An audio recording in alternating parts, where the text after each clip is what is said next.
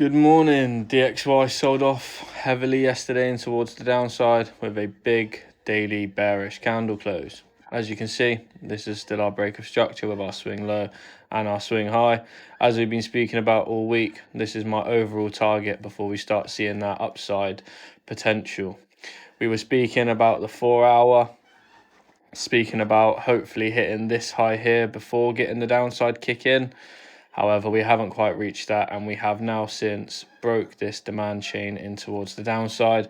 So this supply zone here, I'm expecting to push price further down, hopefully towards the daily point of liquidity. If we go on to Euro USD, as you can see, we've had our break of structure here with our swing low and our swing high. The supply chain that was pushing price in towards the downside is still in control. As you can see, we've not broken this high yet. However, we have liquidated this low here within this overall impulse in towards the upside. So it wouldn't surprise me if we start to see that upside momentum kick in with dollar weakness. If we go down onto the 1 hour time frame, I'm monitoring two different options currently.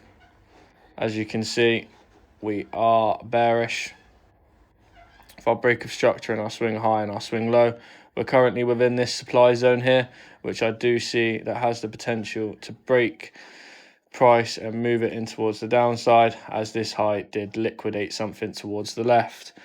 The other option that I can see is us breaking this high, coming back down, maybe liquidating this low or this low, before then looking for that upside continuation again.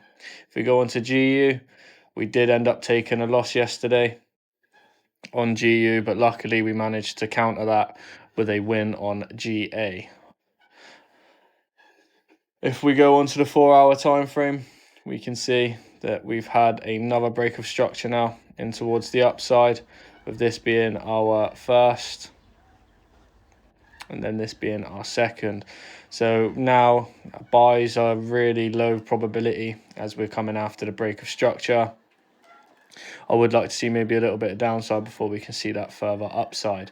If we go onto the 1 hour time frame, we can see that it is more favorable for a long than what EU is, because the internal structure is now bullish. We can see that we have a liquidity low located here and a liquidity low located here, where I'd be looking for price to take before seeing that structure shift in towards the upside, where I'd be looking for those upside continuation plays.